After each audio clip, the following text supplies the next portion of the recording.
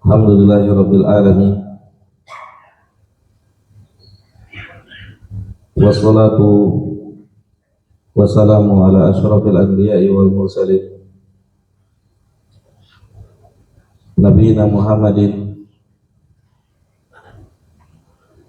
wa ala alihi wa ashabihi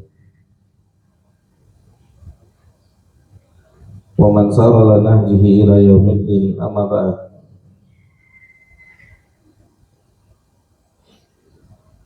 Allahumma la ilma lana illa ma 'allamtana wa 'allimna ma yanfa'una wa anfa'na bima 'allamtana. Allahumma zidna ilma wa fahma. Allahumma inna nas'aluka ilman nafi'a wa na'udzubika min ilmin la yanfa'. Allahumma ighfir lana wa liwalidina wa limasyayikhina wa li asatidatina wa li abnaina wa li azwajina wa li sa'iril muslimina wal muslimat. Uhayyikum bitahiyatil Islam. Assalamualaikum warahmatullahi wabarakatuh.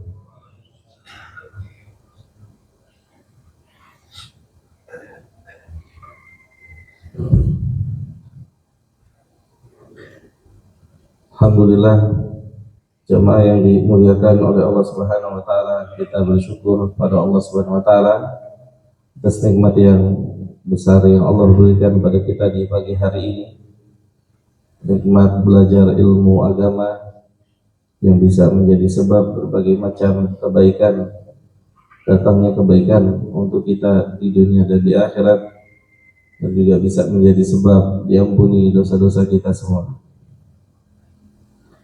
Dan semoga rasa syukur ini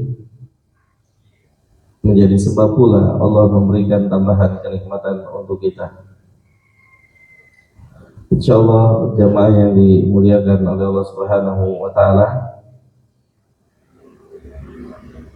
kita akan lanjutkan kajian kita dari pembahasan Al-Qawaid Al-Arba' dari Fadilati Syekh Muhammad ibn Abdul Wahhab rahimahullahu ta'ala rahmatan wasi'atan, dan dengan syarah dari Syekh Shalih Fauzan Al-Fauzan hafizahullahu ta'ala. Jamaah yang dimuliakan oleh Allah Subhanahu wa ta'ala,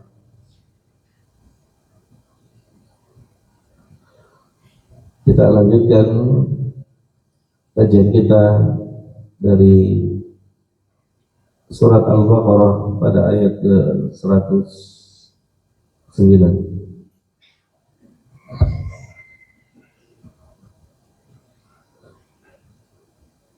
Min ba'di ma tabayyana lahumul haq. Al-Imam Ibnu Katsir mengatakan di dalam tafsirnya, min ba'di ma tabayyana lahum anna Muhammadan Rasulullah sallallahu alaihi wasallam yajidunahu maktuban indahum fi Taurat wal Injil. Dan salah satu yang perlu kita imani jamaah,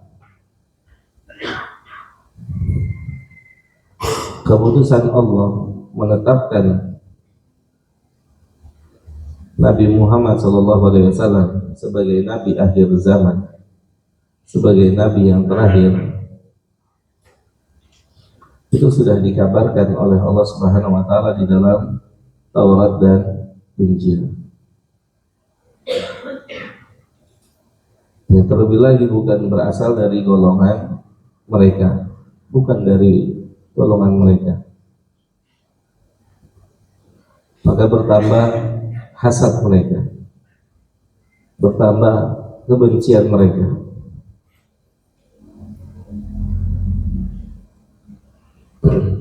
Setelah diungkapkan oleh Allah Subhanahu wa taala,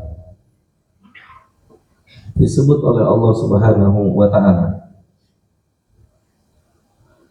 dalam Taurat dan juga di dalam Injil. Bahkan Allah Subhanahu wa taala menyebutkan nama nabi kita sallallahu alaihi wasallam. Bahkan Allah menyebutkan nama nabi kita.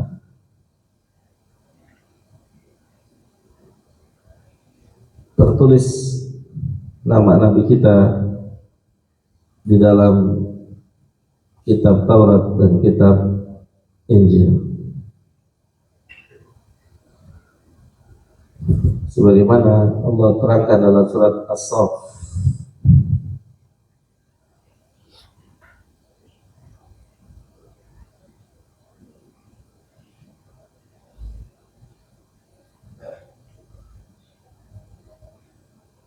pada ayat ke-6, wa idh qala Isa bin Maryam ya bani Israel inni rasulullah ilaikum musaddiqan lima baina yadayya minat taurati. Wahai bani Israel, sesungguhnya aku adalah utusan Allah untuk kalian.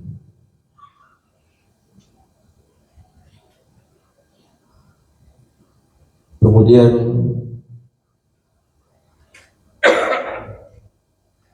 membenarkan kitab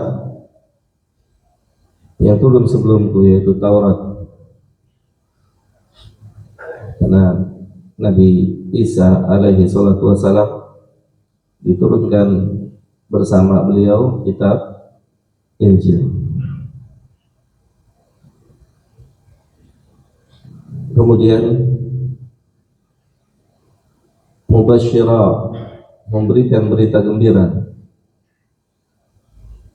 bi rasulin, dengan seorang rasul, ya'ti min ba'di, yang dia akan datang sesudah saya, ismuhu Ahmad. Nabi Isa telah mengabarkan kepada Bani Israel, ismuhu Ahmad. Dan kita mengimani, jamaah yang dimuliakan oleh Allah Subhanahu wa taala, ahlul kitab telah mengetahui nama ini,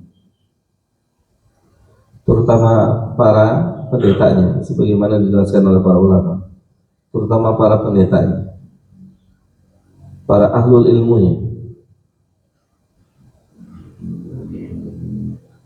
Terlebih lagi Allahu Jalla Dzikruhu menyebutkan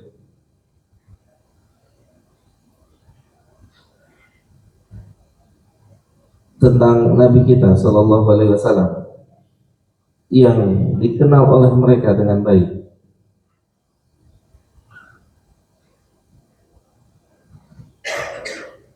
Seperti yang Allah sebutkan dan kita harus mengimaninya dalam surat Al-Baqarah pada ayat 146.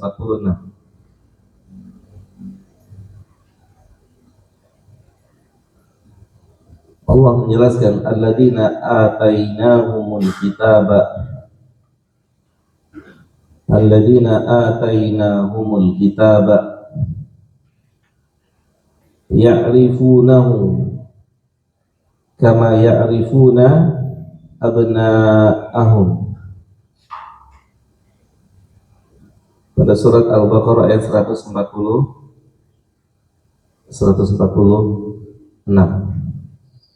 Sebuah kabar dari Allah yang harus kita imani. Nanti tambah yakin. Pak Pur mana Pak Pur hadir? Masya Allah. Kemarin kita bahas, ya Pak Pur ingat, kenapa mereka sangat benci sama Islam dan mereka mau memurtadkan kita.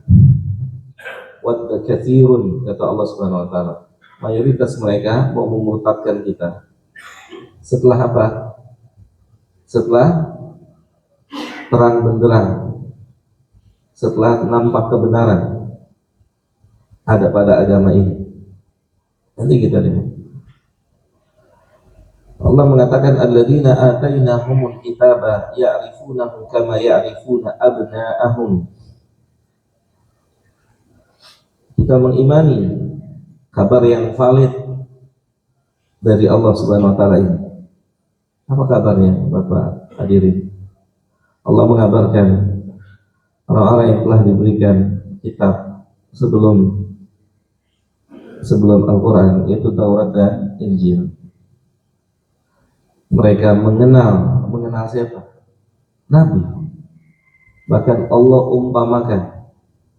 umpamakan kenal Nabi seperti mengenal anak-anak mereka sendiri. Tentu orang tua mengenal anaknya, karakter anaknya, mengetahui karakter masing-masing anaknya.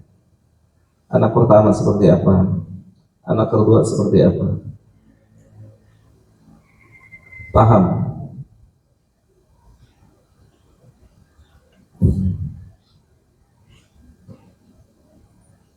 Karakternya paham. Tapi mungkin kalau tanya tanggal lahirnya bisa jadi nggak paham. Antum hafal anak pertama antum lahir tanggal berapa? Tahun berapa, tanggal berapa?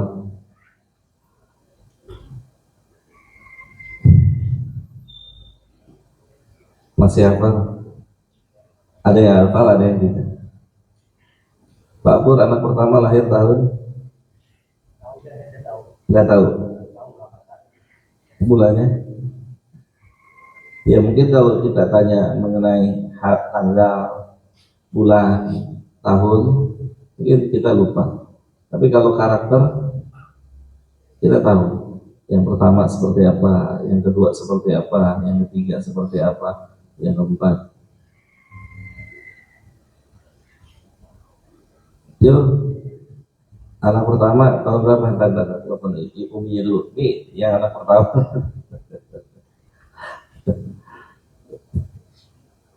Hari tahu anak pertama lahir tahun berapa?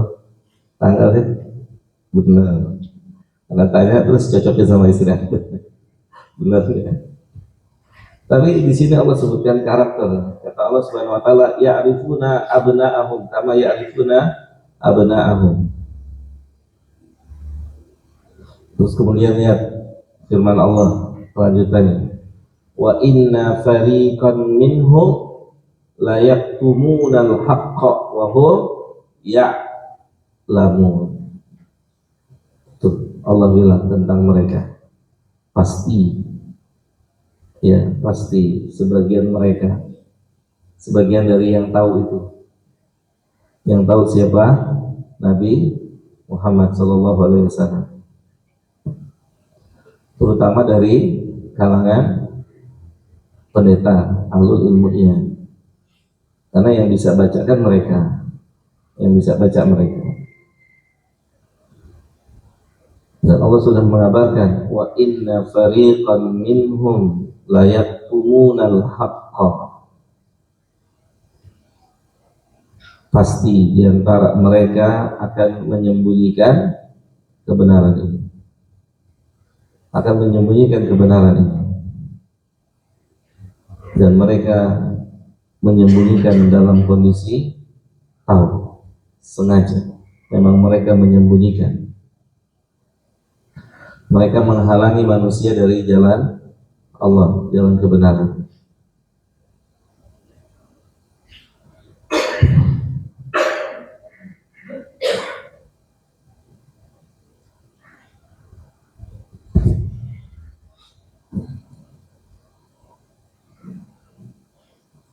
Kemudian jamaah yang dimuliakan oleh Allah Subhanahu wa taala,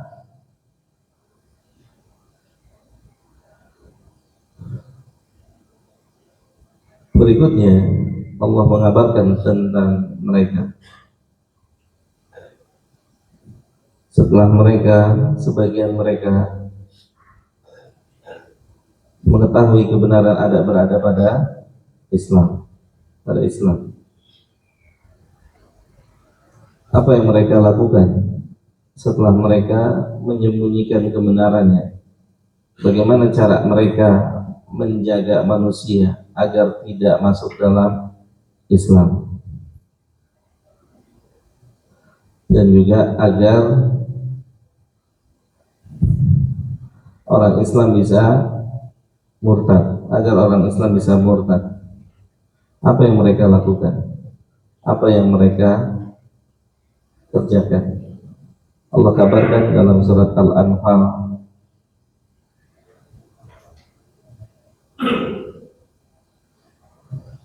pada ayat ke-36.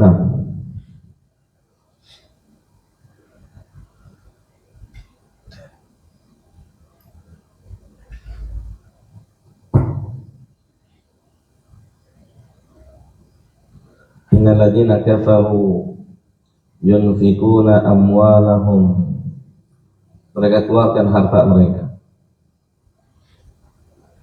Jamaah orang, na'udzubillahi summa na'udzubillah, orang kalau hasad dia berani korban apa saja. Hasad apa saja dia bisa lakukan.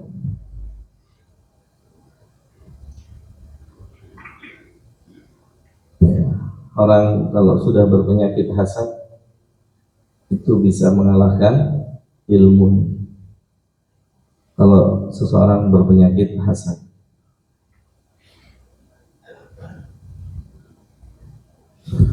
dia bisa keluarin harta untuk apa? Untuk menghalangi manusia dari kebenaran, untuk mencegah manusia dari kebenaran, untuk memudahkan manusia melakukan kemaksiatan. Dia berani keluarin harta. Kalau sudah ada hasad, hasad itu bisa menyerang siapa saja, bisa menimpa siapa saja, dari orang berilmu sampai yang tidak berilmu. Hasad itu bisa menyerang siapa saja, bisa menimpa siapa saja. Dan ketika sudah ada hasad di dalam jiwa kita, maka perbuatan-perbuatan yang tidak pantas untuk kita lakukan bisa kita lakukan karena hasad, karena adanya hasad itu.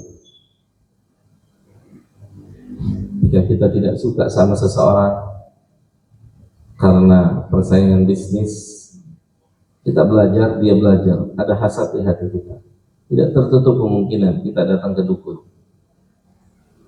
kita datang kepada orang yang kita sebenarnya meninggalkan, tapi kita ingin mencelakakan dia, dan itu terjadi.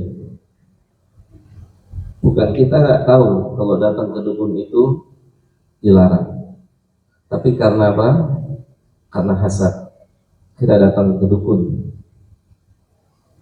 kita keluarkan uang agar teman kita usahanya tidak lancar. Kita sudah ngaji, kita sudah belajar. Itu dampak atau bahayanya dari hasad. Hasad bisa menimpa siapa saja. Hasad bisa menimpa siapa saja. Dan dosa pertama di bumi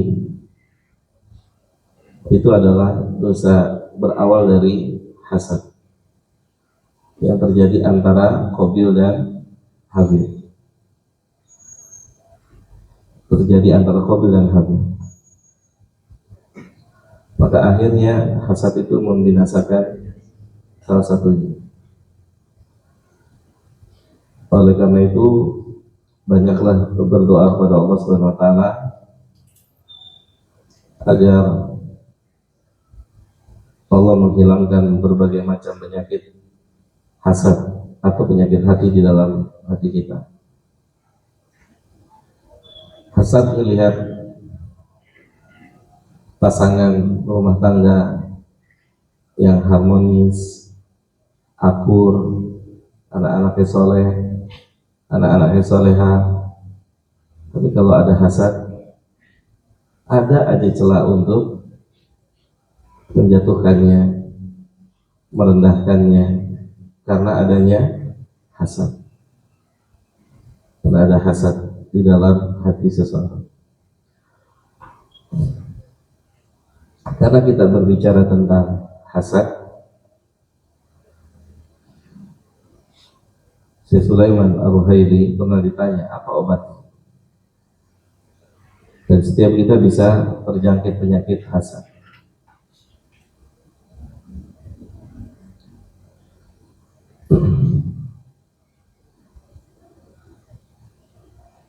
Obatnya Al-Quran. Obatnya adalah Al-Quran. Dibaca, ditadaburi. Kemudian beliau membaca surat atau membawakan surat Yunus ayat ke-57. Obatnya adalah Al-Quran. Dibaca, ditadaburi. Untuk seluruh penyakit hati, obatnya adalah Al-Quran. Ya ayuhan nas, qad ja'atkum mau'izatun min rabbikum wa syifa'un. Syifa apa? Obat. Obat apa di sini kata Allah? Syifa'un, baca kelanjutannya. Syifa'un lima fis sudur. Obat seluruh penyakit hati adalah Al-Quran. Ada iri, dengki, hasad, dan teman-temannya, itu obatnya Al-Quran. Maka di antara keutamaan orang yang dekat dengan Al-Quran,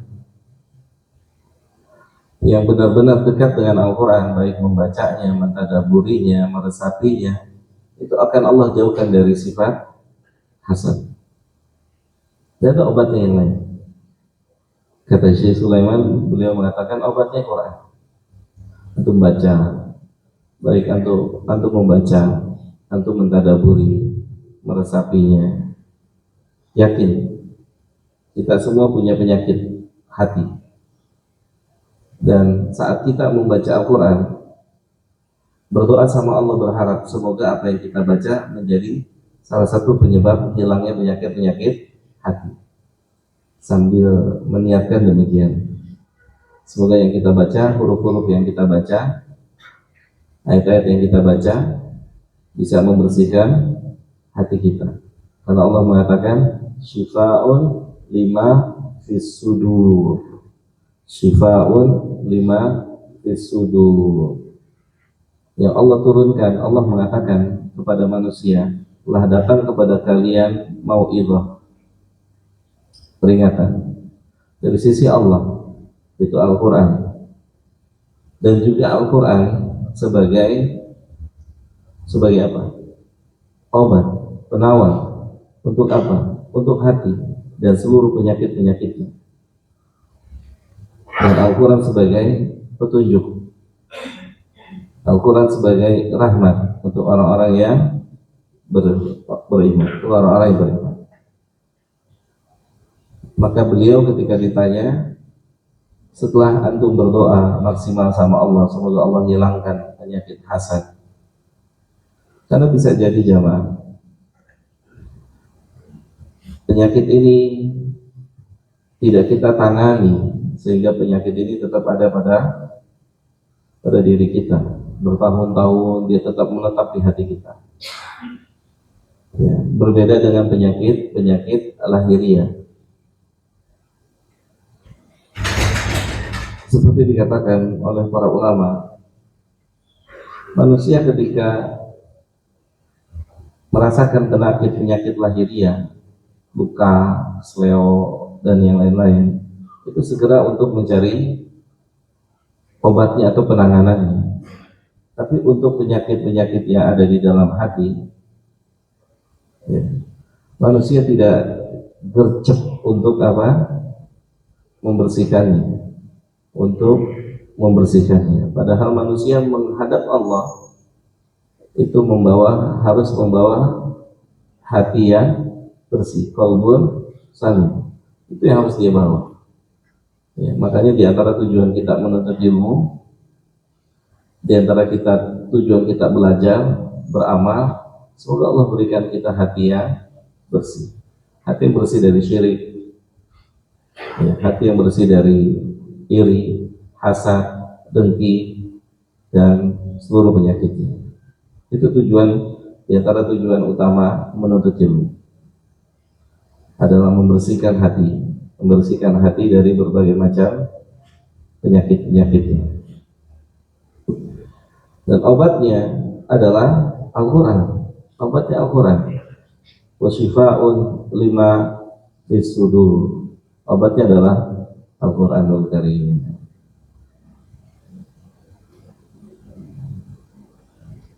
Oleh karena itu, di antara metode yang digunakan oleh Nabi Shallallahu Alaihi Wasallam ketika mendakwahkan orang-orang ahlul kitab, apa metode?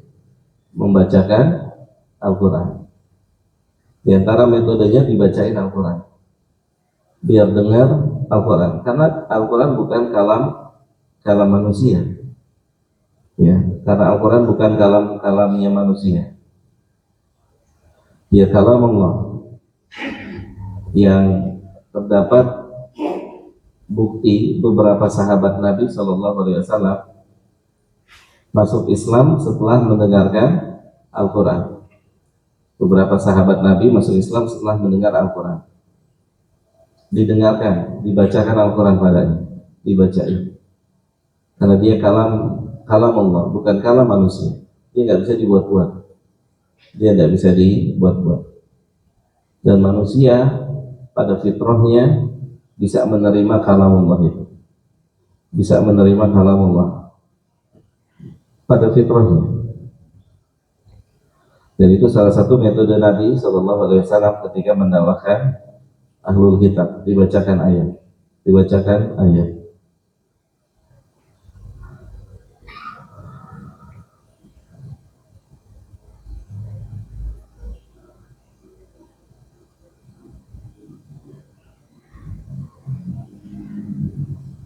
Ya, jamaah yang dimuliakan oleh Allah Subhanahu Wa Taala, hasad itu membuat ahlul kitab bersatu padu mengumpulkan uang infak. Untuk apa? Untuk mencegah liyasuddu, dalam surat Al-Anfal ayat 36, innalladzina kafaru yunfikuna amwalahum, mereka menginfakkan hartanya, mereka menggunakan hartanya, ya, menggunakan hartanya, mereka keluarkan hartanya untuk apa? Untuk mencegah manusia, dari jalannya Allah Subhanahu Wa Taala, dicegah dengan harta mereka. Dan tentunya jamaah yang dimuliakan oleh Allah Subhanahu Wa Taala,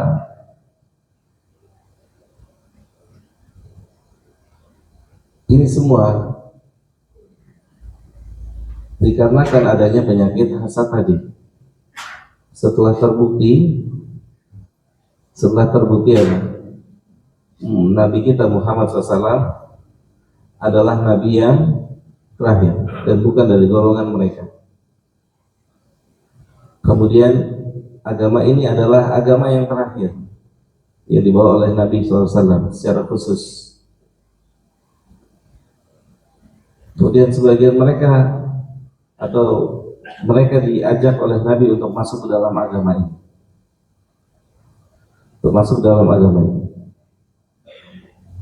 Bahkan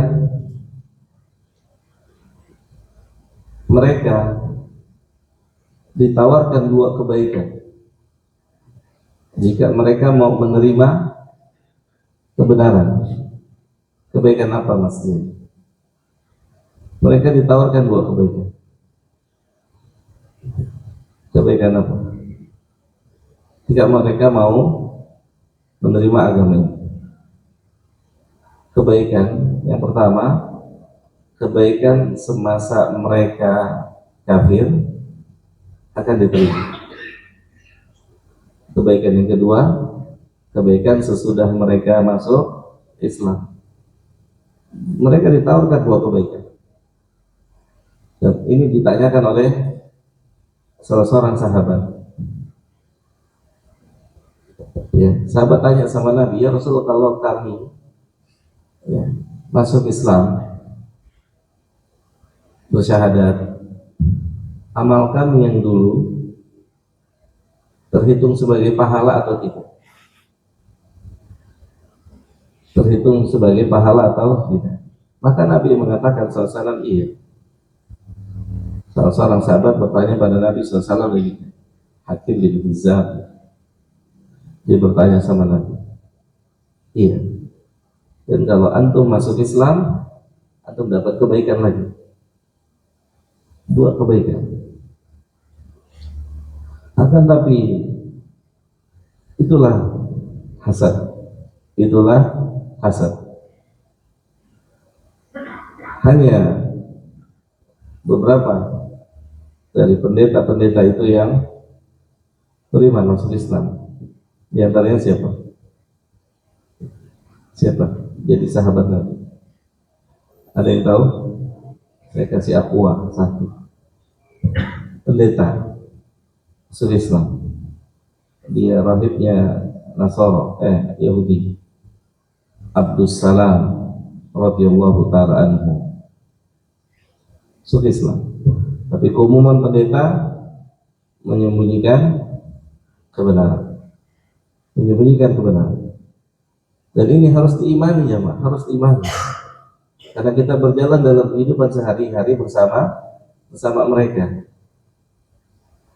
Makanya nanti antum semakin percaya ketika Allah bilang apa? Walan tardo ankal yahudu wala an-nasara. Dia nggak akan pernah rela.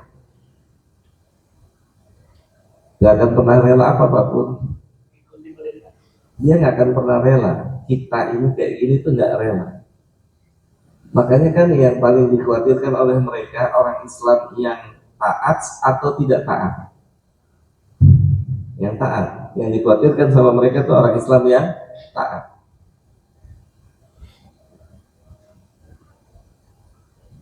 Makanya kata Allah, mereka nggak akan ridho sama itu. Sampai kapan Pak Pur? Sampai kita mengikuti mereka, milahnya mereka, pola hidupnya mereka, jalan hidupnya mereka. Makanya ini sebuah kabar dari Allah untuk menjadikan seorang muslim seperti mereka. Itu tidak perlu orang muslim itu mengatakan dirinya keluar dari Islam. Nah, dirubah aja polanya dirubah, menghalalkan apa yang dihalalkan oleh Yahudi dan Nasrani. Muslim menghalalkan apa yang dihalalkan oleh Yahudi dan Nasrani. Apa hukum menghalalkan sesuatu yang diharamkan? Apa hukumnya? Kafir, kharijun minal millah.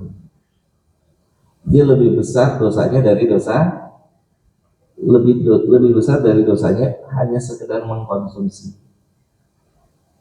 Mengkonsumsi yang diharamkan oleh Allah hukumnya apa Pak Pur? Dosa, haram. Kafir?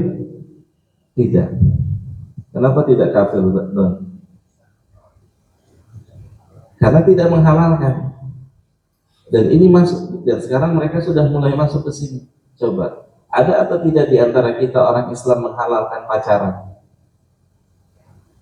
Nah, benar ya? Pacaran. Ada lagi yang disebut dengan pacaran Islami. Gimana tuh caranya? Pacaran syar'i, gimana caranya? Baru kajian, dibonceng ya, jangan deket-deket gitu ya. Ya subhanallah. Mereka akan buat itu Pak, jamaah. Mereka akan buat itu. Awalnya kita mungkin berkeyakinan itu haram. Sampai akhirnya kita akan mengatakan, nggak apa-apa asal jangan kebablasan. Ya subhanallah. Mungkin atau mungkin. Mereka pintar. Mereka mau keluarin kita dari Islam. Mereka mau bawa kita, mau menggiring kita ke sana.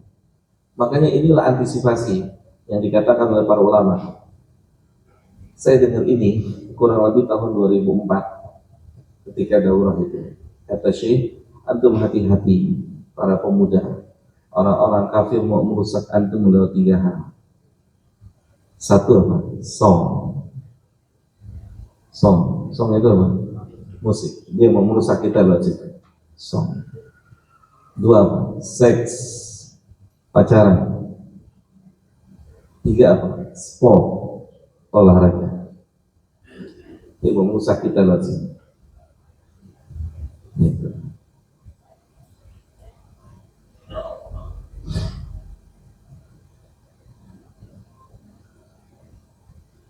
Hendaknya ketika kita melakukan satu aktivitas berbeda dengan mereka, berbeda dengan orang-orang kafir. Kita punya aturan, kita punya etika, kita punya rambu-rambu. Song buat mereka song itu orang-orang kafir, song buat mereka tidak ada haram-haramnya. Buat orang Islam, buat Islam apa? Haram. Akan datang yang menghalalkannya, akan datang pihak-pihak yang menghalalkan. Shadaqan Nabi sallallahu alaihi wasallam. Benar apa yang Nabi katakan. Kalau semua orang Islam mengharamkan som, berarti Nabi tertuduh apa dong? Berdusta.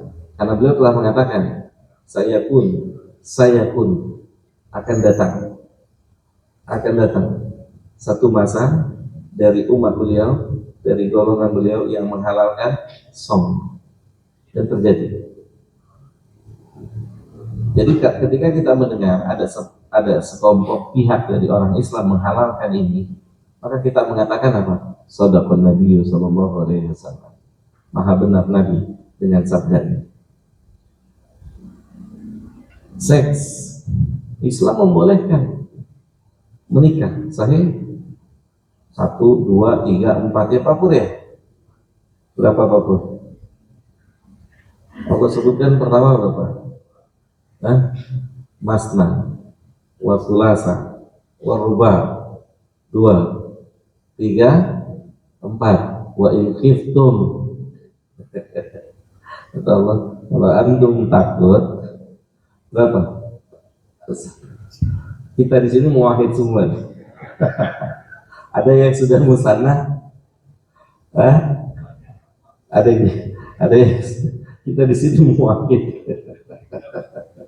Muwahhid.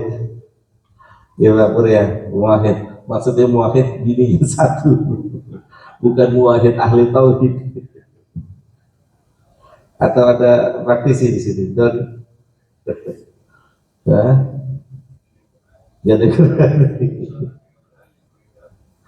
Ya, muwahhid. Baik, ala kulli hal. Islam menghalalkan orang nikah, tapi mereka cari cara yang lain. Lihat mereka rusak. Gimana antum mau menikah dengan seseorang antum nggak kenal? Dari mana ungkapan ini kalau bukan dari mereka? Jangan seperti beli kucing dalam karung. Nggak kenal, nabor, oke, Anda suka, dia suka, oke, tentuin tanggal nikah. Begitu kan pernikahan kita, sahih? Antum beli kucing nggak? Nyatanya antum beli kucing apa beli akhwat? Gimana? Akhwat. Jadi tuh Ukasha, Uzaimah, Ubaidah, Khadijah jadi bukan jadi kucing.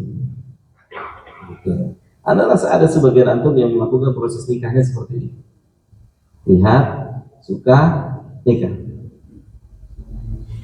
Kalau enggak kenalan, kalau enggak penjajakan dulu, gimana nanti pernikahan itu bisa langgeng, jadi sakinah, mawaddah, warahmah. Ini kerjaan siapa? Mereka. Kerjaan mereka diadopsi oleh orang Islam, diadopsi oleh kita. Hati-hati. Bahkan dimunculkan juga, tidak apa-apa pacaran itu. Yang dilarang apa? Yang dilarang pertemuan dua kelamin. Selama tidak bertemu dua kelamin, tidak ada masalah. Kalau cuma sebatas pegangan, boncengan, Masya Allah jemaah. Dia mau rusak kita lewat sini. Dia mau rusak kita lewat sini. Sport, olahraga, cari keringat, olahraga untuk kesehatan. Tapi mereka buat olahraga sekarang apa? Menghabiskan waktu, buka aurat. Sahih? Mereka, ya. Dan sebagian kita ngekor dia. Main bola jam berapa? Main bola maghrib kan? Maghrib sama isu. Kenapa sih nggak main bolanya jam 8 pagi sampai jam 10? Nanti zuhur sholat bareng. Ini kan pandangannya para ulama. Ini mereka mau ngerjain antum. Dalam pandangannya. Kenapa mesti jam segitu main? Jam berapa Piala Champion? Piala Champion jam berapa? Piala Dunia jam berapa? Jam berapa? Jam 2. Jam 2 waktu apa? Waktu Allah turun. Waktu Allah turun. Kita bingung antara nonton bola dan qiyamul lail, coba. Masya Allah. Ada di antara kita bisa melek tanpa ngantuk untuk nonton bola. Untuk qiyamul lail, ya subhanallah. Mereka, Masya Allah, hati-hati jauh. Olahraga, jangan ikutin polanya mereka. Jangan ikuti gayanya mereka. Kita punya aturan sendiri. Kita punya aturan sendiri. Pakaian kita, waktunya, ya kan? Jangan sampai seperti mereka. Jangan seperti mereka. Hati-hati karena Nabi sudah mengatakan apa? Man tasyabbaha biqaumin fahuwa minhum. Siapa saja yang mengikuti suatu kaum, maka mereka sama seperti mereka. Oleh karena itu, Nabi SAW paling tidak mau sama dengan mereka. Kemarin kita sebutinnya, ketika Nabi mendengar orang Yahudi puasa apa? Asyura tanggal 10 itu, Nabi bilang apa? Tahun depan kalau saya masih hidup, ya seperti itu. Upayakan dan usahakan jemaah. Ya, upayakan dan usahakan. Kita tidak mirip-mirip dengan mereka. Jangan ada kemiripan dengan mereka. Kita bangga dengan Islam. Ya, bangga dengan apa yang sudah ada pada agama kita.